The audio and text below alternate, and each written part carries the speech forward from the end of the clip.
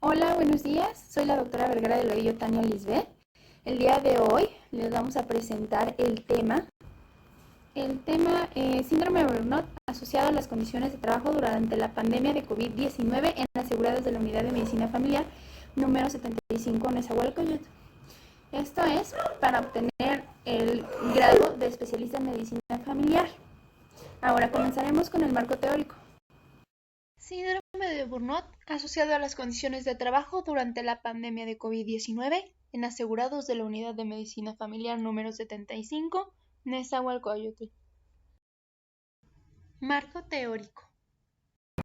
Primero que nada, vamos a ver que el término burnout procede del inglés y se va a traducir al castellano por estar quemado.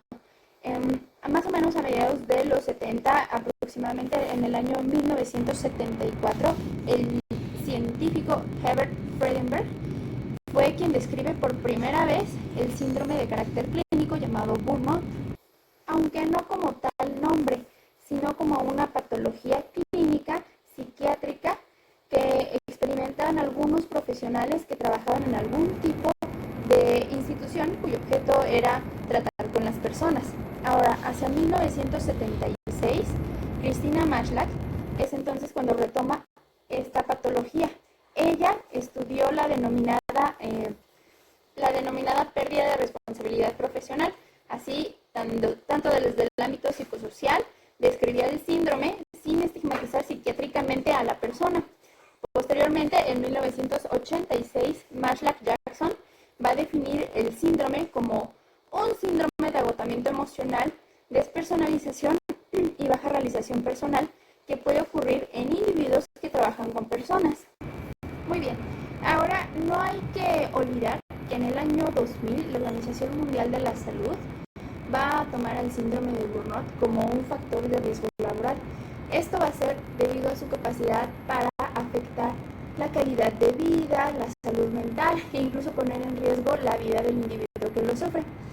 En últimas fechas, ahondado a la noticia de que la Organización Mundial ha reconocido al síndrome de burnout como una patología, entonces se hace una ratificación en lo que es la CIE 11, que entra en vigor a partir del 1 de enero del 2022. A su vez, la revista Forbes en 2019 comenta que según la Organización Mundial de la Salud, en México el 75% de las personas padece de estrés en su fuerza laboral, lo que va a colocar el primer peldaño por encima de las economías a México. Por ejemplo, las economías de China solo tienen el 73% y Estados Unidos solo tiene el 59%. Uno de los sectores más estudiados en el síndrome de burnout es el sector salud, que es el que va a tener un poquito más de contacto con las personas. Cabe aclarar que no es el único. Muy bien. Bueno, entonces vamos a tener que el síndrome de burnout va a ser una patología derivada de la interacción del individuo con determinadas condiciones psicosociales nocivas del trabajo. Producto de esta interacción que se va a describir a continuación es lo que vamos a denominar estar quemado por el trabajo o habitualmente conocido como síndrome de burnout. Cuando no se realiza una evaluación y la prevención de riesgos psicosociales, especialmente en el entorno de las personas que estamos en servicios humanos, o no se protege al trabajador frente a esta consecuencia, o en todo caso no se adapta esta persona al trabajo, es cuando se presenta o puede presentarse el síndrome de burnout. Ahora, ¿cómo se va a presentar este síndrome de burnout? Primero que nada, tiene que haber determinadas demandas interpersonales y agregado a estas demandas interpersonales va a estar la carga de trabajo. Estas dos condicionantes van a ocasionar que en un inicio el trabajador presente cansancio emocional. Al tener falta de recursos el trabajador para hacerle frente a este cansancio emocional, va a llegar a algo que se le llama despersonalización. Y posterior a esta despersonalización, vamos a llegar a lo que es una baja eficacia profesional. Ahora, vamos a tener factores de riesgo para la producción del síndrome de Burnout, dentro de los cuales vamos a tener los individuales, los organizacionales y los factores de entorno y de puesto. Dentro de los individuales vamos a tener la edad, el género, el estado civil y la escolaridad. Los organizacionales van a ser más encaminados a lo que es una supervisión del trabajo, a lo que es una asistencia o un trabajo en equipo, a la discriminación que puede haber en el trabajo, a las estructuras organizacionales que hay dentro de este, y los factores del entorno o del puesto van a ser debidas a las largas jornadas que se encuentran en los trabajadores, a las horas extras que se realicen, a los descansos inadecuados o a los salarios también inadecuados. Planteamiento del problema. ¿Cuál es la asociación entre el síndrome de Burnout y las condiciones de trabajo durante la pandemia de COVID-19 en asegurados de la Unidad de Medicina Familiar número 75 en Nezahualcóyotl? Antes de tratar este problema, vamos a tener una pequeña justificación de nuestro estudio. Bueno, ahora, primero que nada, dentro de la justificación vamos a tener la magnitud. Como bien hablamos, ya la Organización Mundial de la Salud reconoció el síndrome de Burnout como un factor de riesgo laboral y que causa daño a la calidad de vida, a la salud mental e incluso pone en riesgo la vida de los individuos que lo sufren. Entonces, a pesar de que no tenemos una prevalencia exacta del síndrome de Burnout en México, sí tenemos la cifra de estrés laboral que nos dio la Organización Mundial de la Salud, que ya coloca a México en el primer país que padece estrés por encima de Estados Unidos y por encima de China. Esto quiere decir que es una de las enfermedades que puede tener mucha mayor prevalencia o que su prevalencia ya sea escondida por no tener estudios correctos. Ahora, normalmente el síndrome de Burnout se afronta de manera inadecuada. ¿Cuál es la trascendencia de este problema? Bueno, primero que nada sabemos que el trabajo es uno de los generadores de crecimiento. Para que un país produzca es necesario el empleo y esto puede expresarse como el Producto Interno Bruto, que va a ser igual a la productividad, por la fuerza, que en este caso es el capital y el trabajo. Aquí el Producto Interno Bruto va a estar dado en función del capital y del trabajo. ¿Y quién va a producir este capital y este trabajo? Pues van a ser los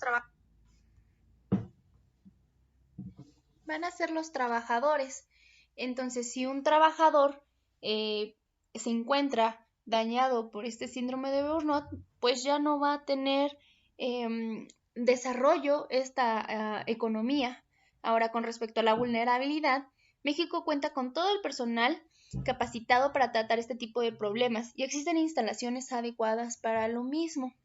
Y la factibilidad, pues se pueden emplear nuevas técnicas o tácticas como la relajación, actividades recreativas o las encuestas como el General Survey para identificar y tratar con pronto este tipo de síndromes. Bueno, vamos a iniciar con las hipótesis. Vamos a tener una hipótesis alterna y una hipótesis nula. Con respecto a la hipótesis alterna, vamos a tener que no existe asociación entre la presencia del síndrome de Burnout y las condiciones de trabajo durante la pandemia por COVID-19 en asegurados de la Unidad de Medicina Familiar número 75 en Nezahualcóyotl. Para la hipótesis nula, vamos a tener que sí existe una asociación entre la presentación del síndrome de Burnout y las condiciones de trabajo durante la pandemia de COVID-19 en asegurados de la Unidad de Medicina Familiar número 75 en Nezahualcóyotl.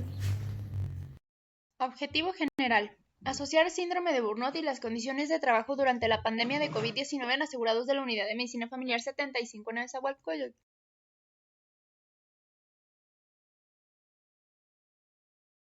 Vamos a tener que este estudio es un estudio observacional, analítico, transversal, donde se realizará un muestreo de tipo no probabilístico por cuotas, donde vamos a utilizar o donde se obtendrá una población de hombres y mujeres trabajadores regulares y activos que estén en una edad entre 20 a 59 años de edad y sean pertenecientes a la Unidad de Medicina Familiar número 75. De esta población se obtendrá un total de 383 asegurados trabajadores de la unidad. Ahora, para seleccionar a la población vamos a tener diferentes tipos de criterios. Los tenemos de exclusión, inclusión y de eliminación. Para los criterios de inclusión vamos a tener a todos los trabajadores de la unidad de medicina familiar número 75 que se encuentren en una edad de 20 a 59 años de edad. De estos sujetos vamos a tomar también como criterio de inclusión aquellos que firmen el consentimiento informado y a los trabajadores que sean activos. Como criterios de exclusión vamos a tener a todos aquellos pacientes trabajadores asegurados que se encuentren ya con diagnóstico de depresión, ansiedad, que se encuentren ya realizando algún tipo de tratamiento psicológico, psiquiátrico o que sean trabajadores esporádicos. Como criterio de eliminación, entonces, para los criterios de eliminación vamos a tener que van a ser aquellas personas que han empezado el cuestionario por cualquier motivo, no lo hayan terminado y a los asegurados que ya no desean. Análisis y resultados. Los análisis de resultados y los resultados.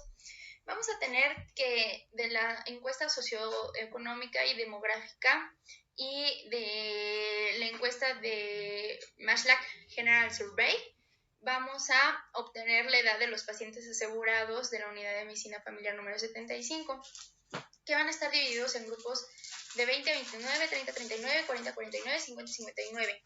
De estos, los que tienen mayor frecuencia van a ser los pacientes que se encuentran en un rango de edad de 30 a 39 años, abarcando el 47% de nuestra población total. De estos, son 217 mujeres, que abarca el 56.7% de la población, y 166 hombres con el 43.3%. La escolaridad que mayormente se presenta en estos pacientes va a ser de nivel medio superior y de nivel superior. Contra nivel superior vamos a tener 161 trabajadores que abarcan el 42% y con nivel medio superior a 94 trabajadores con el 24.5%. Con respecto al estado civil vamos a tener que 145 de estos trabajadores, que es el 37.9%, van a estar casados y el 29.2% van a ser solteros.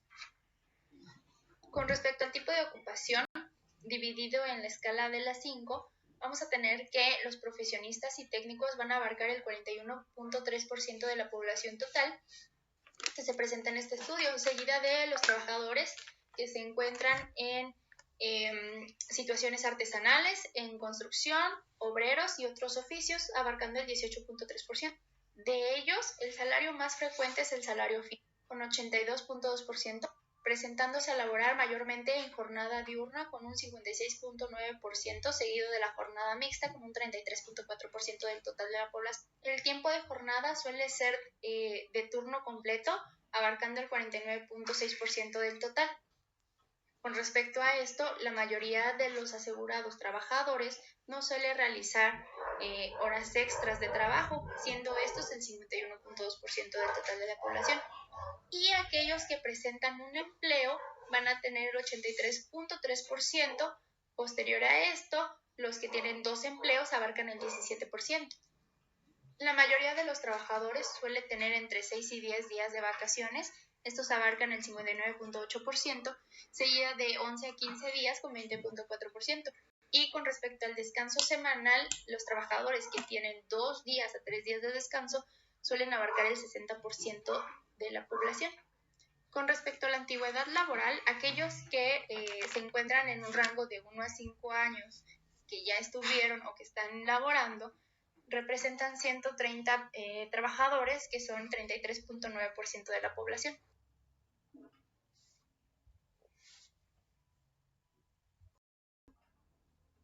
Muy bien, ahora con respecto a los pacientes que tienen síndrome de Burnout van a estar, del total de los 383, vamos a tener que 307 van a tener ausencia de Burnout y 76 van a tener presencia, que van a representar el 19.8%. Bueno, entonces, con este porcentaje no podemos hablar de ello en artículos diferentes debido a que las prevalencias de Burnout no han sido notificadas como tal. Les decía unas diapositivas atrás que solamente está establecido por la Organización Mundial de la Salud el 75%, pero de estrés laboral. Entonces, desde aquí la importancia de establecer estudios que realmente valoren esta población y que realmente nos den la frecuencia y porcentajes en los que se presenta.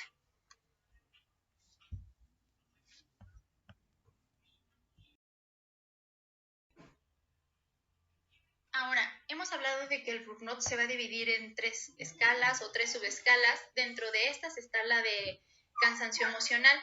Aquí, con respecto al cansancio emocional, vamos a tener a los mismos 382 personas, pero se les valoró únicamente su cansancio emocional. La mayoría de las personas, el 74.2%, tuvo alto grado de cansancio emocional. Esto normalmente se debe a que es una de las primeras etapas del síndrome de burnout. Puedes tener cansancio emocional cuando no estás, tú no tienes una resiliencia adecuada a ciertos factores estresantes, y es lo que normalmente condiciona ese cansancio emocional.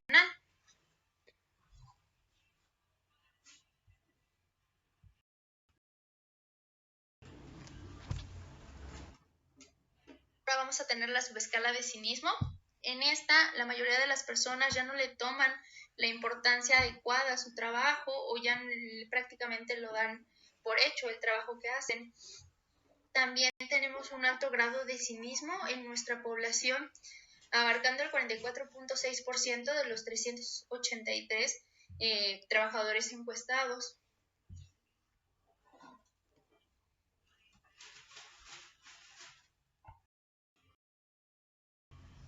Respecto al grado de eficacia profesional, en este caso vamos a saber que entre más alto esté, la persona es más eficaz. Esto quiere decir que, a diferencia de las otras dos subescalas, que entre más alto es, quiere decir que más mal estás con respecto al burnout. En esta no, quiere decir que todavía estás manteniendo un grado de salud y todavía no llegas a presentar burnout. Es por eso que el burnout se va a presentar cuando le realices a un paciente la escala de Maslach-Burnout, en este caso la general Suber, y donde tenga lo que es eficacia profesional bajo, cinismo alto y cansancio emocional también alto. Entonces, 2 valores altos y 1 bajo, este debe de ser la eficacia profesional. En este caso, la población de los 383 salió con un nivel alto de eficacia profesional, abarcando lo que es un 68.9%.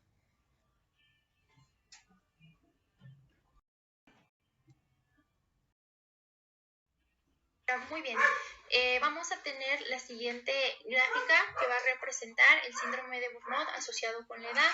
En este caso vamos a tener que se ha identificado a la población seleccionada y se encuentra con respecto al grupo de edad el 47%, que van a ser 180 de los asegurados en un grupo de 30 a 39 años. De estos, el 8.35%, que son 32 asegurados, van a presentar burnout. Entonces, hablamos de que, si estamos viendo la gráfica, de que la mayoría de la población que presenta burnout se va a concentrar entre los 30 y 39 años. Posteriormente le va a seguir la población que está entre 40 y 49 años. Ahora, este dato va a estar asegurado o aseverado por Cardona Castañeda, Lina M. y Ñungo Murillo, en el que su estudio de prevalencia del síndrome de Burnout y sus factores asociados en los médicos de 5 instituciones prestadoras de servicios de salud en Cali, Medellín, Chinchina, y van a decirnos que la edad de mayor prevalencia o de mayor presentación de burnout va a ser entre los 40 y los 50 años, mientras que Contreras, Ábalos, Priego y Morales, en su estudio Síndrome de Burnout, funcionalidad familiar y factores relacionados en el personal médico y enfermería de un hospital de Villahermosa, Tabasco, en México, mencionan que la edad media fue de 43%. Existen otros autores como Peralta, que nos dicen en su estudio que la aparición del burnout es aproximadamente entre los 33 años. Entonces, vamos a tener que edades que son jóvenes, o que es realmente cuando las personas empiezan a trabajar, puede presentarse el síndrome de burnout. Ahora, con respecto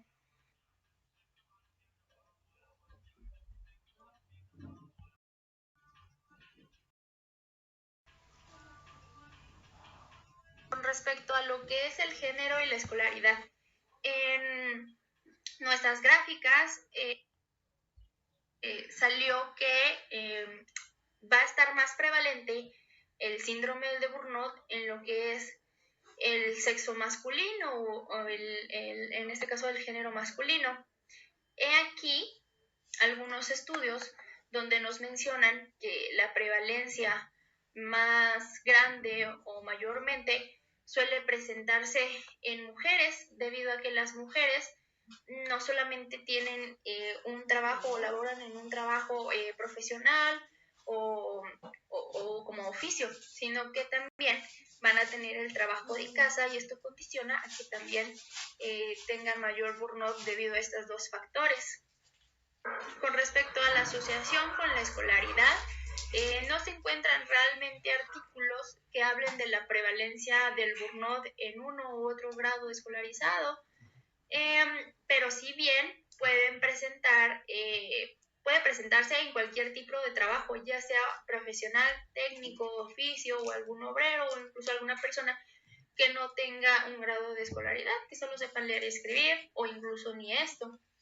La mayoría de los estudios normalmente se centran en profesionales, son los que mayormente se ven en las bases de datos y en páginas de internet.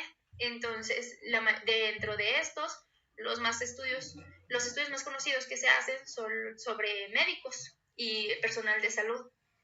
Entonces, debido a esto, nos damos cuenta que mayormente los afectados o los que podrían estar afectados son los trabajadores que tienen un grado alto de escolaridad, ya sea nivel medio o nivel superior.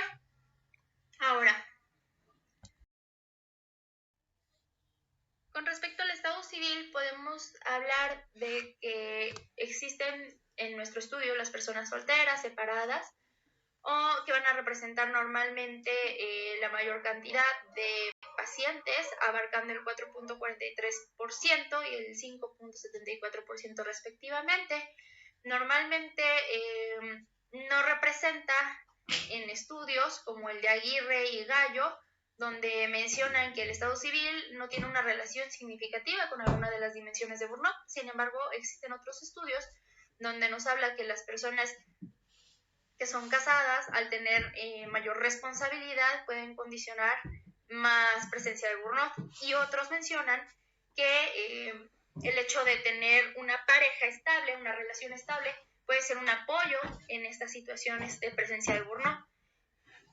Ahora, con respecto al síndrome de burnout asociado al tipo de jornada, ya sea diurna, nocturna, mixta, se encontró que la mayor prevalencia de burnout va a ser en aquellos trabajadores con turno diurno, que representan el 9.13%, y los trabajadores nocturnos van a representar el 3.91%. Normalmente esta relación puede estar dada ya que nuestra población entrevistada, de los 383, 218 personas, trabajan solo en el turno diurno, entonces podría entenderse esta relación por eso, que la mayoría de las personas con burnout en nuestro estudio, las que tienen turno diurno son las que presentan. Sin embargo, en algunos estudios, como lo que es el estudio de Gutiérrez, Fiorella y Abasolo, mencionan que los trabajadores que se encuentran en el turno nocturno son los que presentan mayor puntaje en las subescalas de burnout, considerándolo así un burnout ya detectado.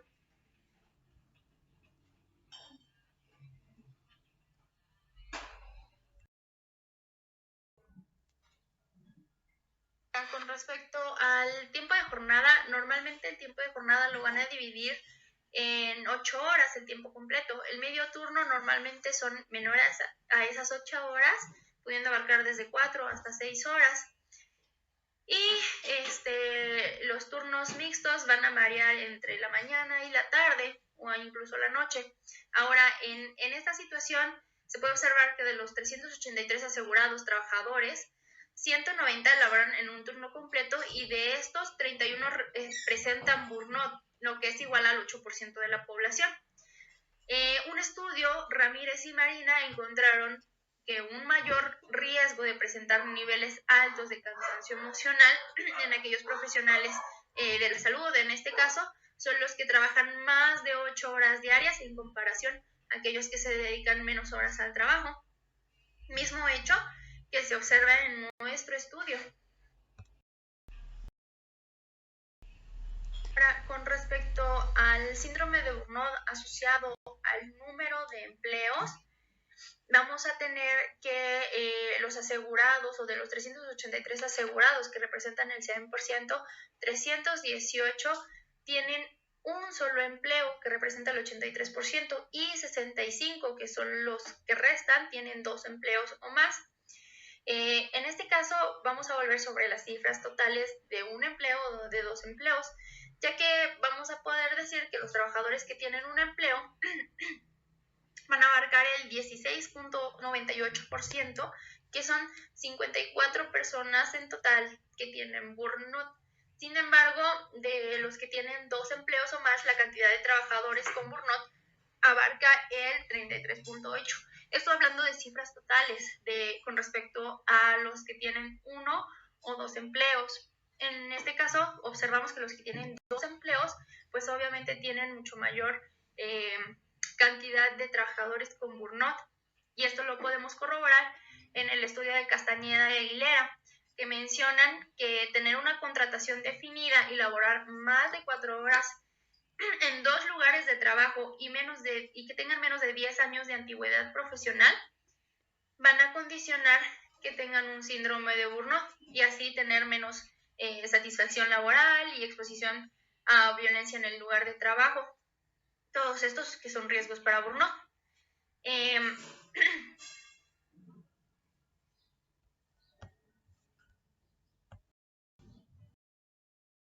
Respecto a lo que es el número de vacaciones anuales, vamos a tener que de los 383 sujetos trabajadores a la unidad, vamos a tener de 6 a 10 días de vacaciones. 50% van a presentar burnout. De los que tienen 11 a 15 días de vacaciones, solamente van a estar representados con el 8%, y de 16 a 20 días de vacaciones tienen el 18%. Entonces, como vemos en esta tabla, a más días de vacaciones vamos a tener menos porcentaje o menos probabilidad de que aparezca burnout.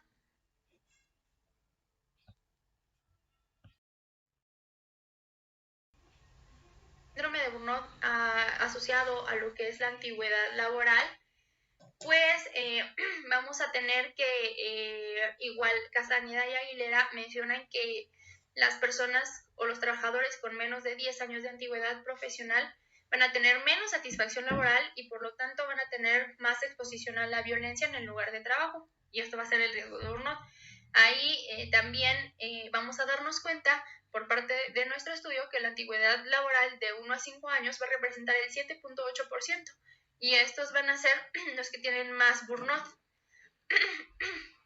Sobre los días de descanso semanal, en este caso no se van a presentar estudios que nos hablen respecto a los días de descanso que tiene un trabajador a la semana, pero vamos a observar nuestra gráfica donde nos menciona que los pacientes que tienen días de descanso semanal, ya sea de un día, son más propensos a sufrir burnout que los que tienen 2 o más días.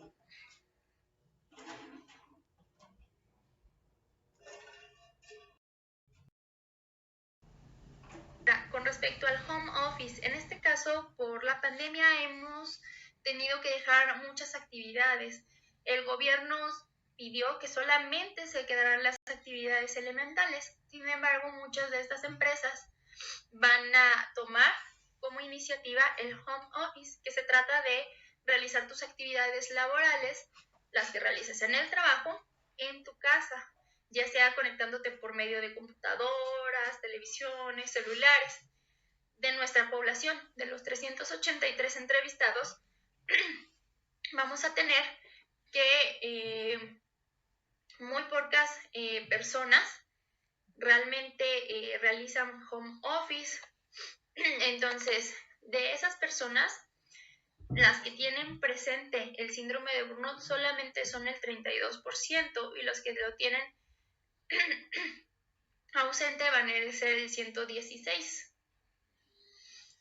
Algunos artículos nos mencionan que el home office tomado como estrategia para combatir el COVID-19 ha ayudado a la disminución del porcentaje de trabajadores que presentan burnout, como lo estamos viendo en nuestra gráfica. La mayoría de las personas tienen ausente este síndrome.